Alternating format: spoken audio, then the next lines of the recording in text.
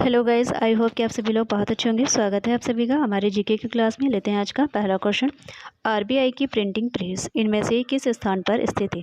ए देवास में, बी चेन्नई में, सी बनारस में या फिर डी श्री पेरनबदूर में।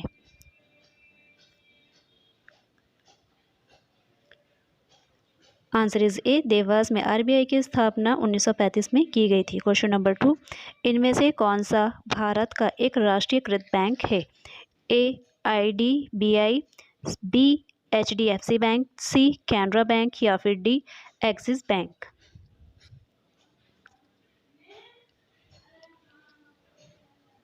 Answer is C Canara bank. Canara bank एक प्रमुख वाणिज्यिक बैंक है। इसकी स्थापना वर्ष 1906 में की गई थी। जुलाई 1969 में बैंकों की सामाजिक दायित्व को देखते हुए श्रीमती इंदिरा गांधी जी ने 14 बैंकों का राष्ट्रीयकरण करने की घोषणा की थी। वर्तमान में राष्ट्रीयकृत बैंकों की संख्या 12 है। क्वेश्चन नंबर 3, इनमें से कौन सा क्षेत्र संगमरमर के खनन के लिए भारत में प्रसिद्ध है? ए नवेली, बी माकरान, सी जावर या फिर D Jadugoda. Answer is B Makran. Makran Rajasthan के नागौर जिले में स्थित है। ये श्वेत पत्थर और संगमरमर खनन के लिए प्रसिद्ध है। माकरान के संगमरमर का उपयोग ताजमहल के निर्माण में भी किया गया था। क्वेश्चन नंबर 4, भारत की कृषि और ग्रामीण अर्थव्यवस्था की स्थिति की जांच करने और उसकी रिपोर्ट देने के लिए किस वर्ष में राजकीय कृषि आयोग की स्थापना की गई और किस वर्ष में उसने अपनी रिपोर्ट प्रस्तुत की?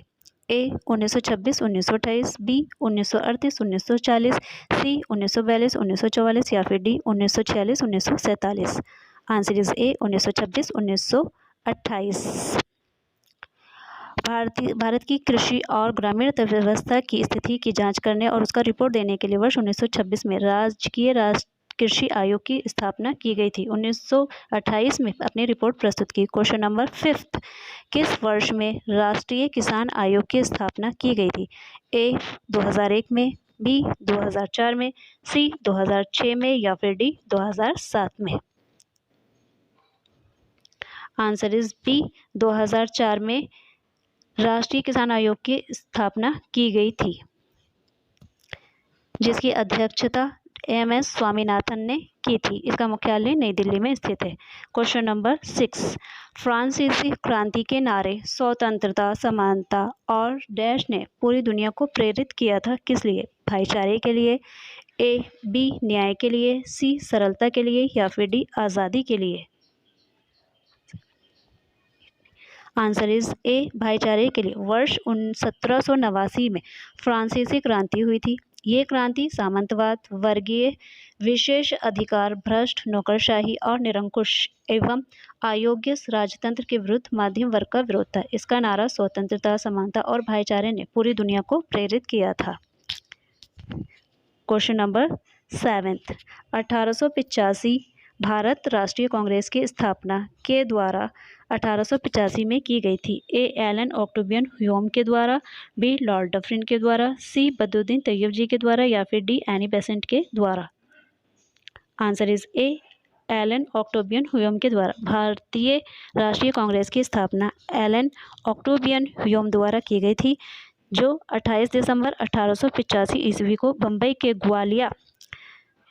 ग्वालियर टैंक स्थित गोकुलदास तेजपाल संस्कृत कॉलेज में भारतीय राष्ट्रीय कांग्रेस की प्रथम अधिवेशन किया गया था, जिसकी प्रथम अध्यक्ष व्योमेश चंद्र बनर्जी थे।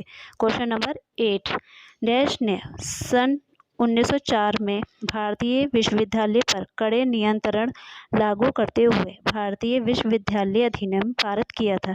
ए लॉर्ड डफरिन ने, बी लॉर्ड कर्जिन ने, सी लॉर्ड साइमन ने या फिर डी लॉर्ड रॉबर्टसन ने।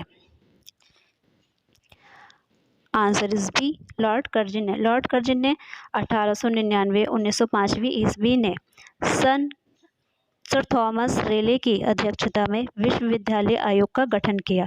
1902 ईस्वी में किया था, जिसके आधार पर भारतीय विश्वविद्यालय आयोग अधिनियम 1904 में पारित किया गया। लॉर्ड कर्जिन के समय में ही अकाल आयोग 1900 में ईस्वी में, पुलिस आयोग 1902 ईस्वी में, सिंचाई आयोग 1901 ईस्वी में, भारतीय पुरातत्व की स्थापना 1904 में की गई थी।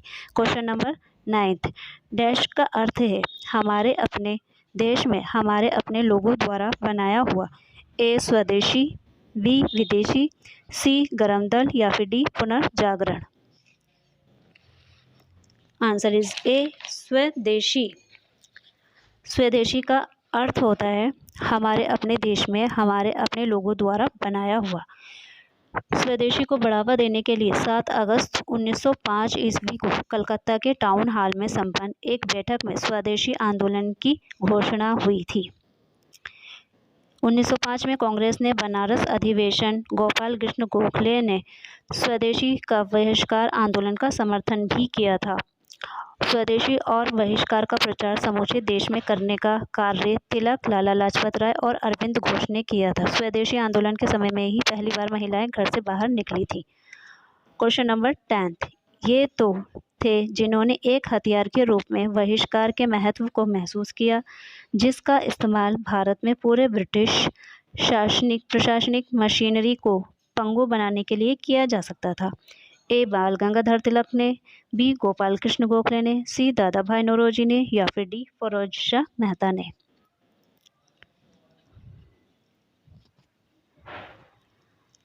आंसर इज ए बाल गंगाधर तिलक। बाल गंगाधर तिलक जी का जन्म कब हुआ था? तो ये 23 जुलाई 1856 ईस्वी में रत्नागिरी महाराष्ट्र में हुआ था। और तिलक ने वर्ष 1916 में इंडियन होम रूल लॉ की स्थापना भी की थी। तिलक ने बहिष्कार को एक हथियार के रूप में इस्तेमाल कर पूरे भारत में ब्रिटिश प्रशासनिक मशीनरी को पंगु बनाने का भी प्रयास किया था। क्वेश्चन नंबर 11, स्वराज हमारा जन्म सिद्ध अधिकार है, हम इसे लेकर रहेंगे, ये प्रसिद्ध नारा किसने दिया था? ए लाला लाजपत राय ने, बी महात्मा गांधी ने, सी बाल गंगाधर तिलक ने या फिर डी जवाहरलाल नेहरू ने। आंसर है सी बाल गंगाधर तिलक ने। बाल गंगाधर तिलक एक उग्रवादी कांग्रेसी नेता थे जिन्हें भारतीय अशांति का जनक भी कहा जाता था और इन्हें शेर पंजाब भी कहा जाता था। इन्होंने स्वराज हमारा जन्म सिद्ध अधिकार है, हम इसे लेकर रहेंगे, ये प्रसिद्ध नारा भी इन्होंने ही दिया था। क्वेश्चन नंबर 11, 12, किसने सन 1914 में घरेलू शासन आंदोलन के लिए काम करना शुरू किया था? ए महात्मा गांधी ने, बी जवाहरलाल नेहरू ने, सी एनी बेसेंट ने या फिर डी बाल गंगाधर तिलक ने।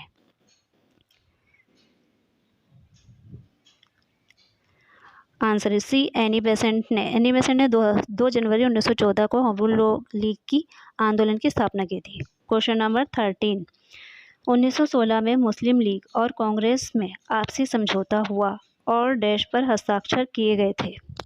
ए बंगाल समझौते पर, बी कलकत्ता की संधि पर, सी स्वशासन अधिनियम पर या फिर डी लखनऊ समझौता पर। आंसर इज डी लखनऊ समझौता पर 1916 में हस्ताक्षर किए गए थे। क्वेश्चन नंबर 14, डैश की स्थापना 30 दिसंबर 1906 को की गई थी। ए लखनऊ समझौता, B all India Muslim league, C स्वशासन अधिनियम या फिर डी बंगाल समझौता।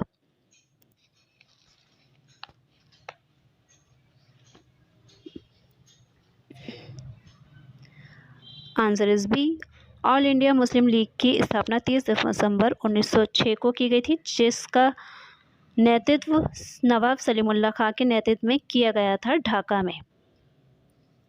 क्वेश्चन नंबर 15, मॉन्टेग्यू चेम्सफोर्ड सुधार ने प्रस्तुत किया जो कि प्रांतों में एक तरह की दोहरी सरकार थी। ए दोहरा, बी स्वशासन, सी वैधानिक या फिर डी द्विशासन।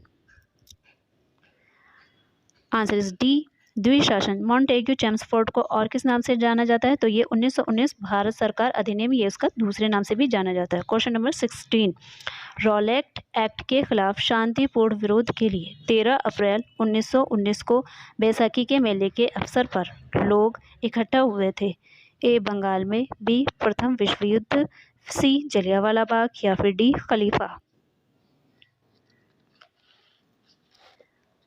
Answer is C Jallianwala Bagh के लिए 13 अप्रैल 1919 को अमृतसर में इकट्ठा हुए थे।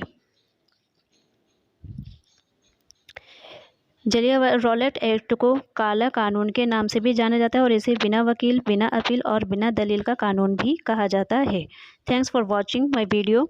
वीडियो अगर अच्छी लगी हो तो प्लीज़ उसे लाइक शेयर कमेंट ज़रूर कीजिए। Bye bye.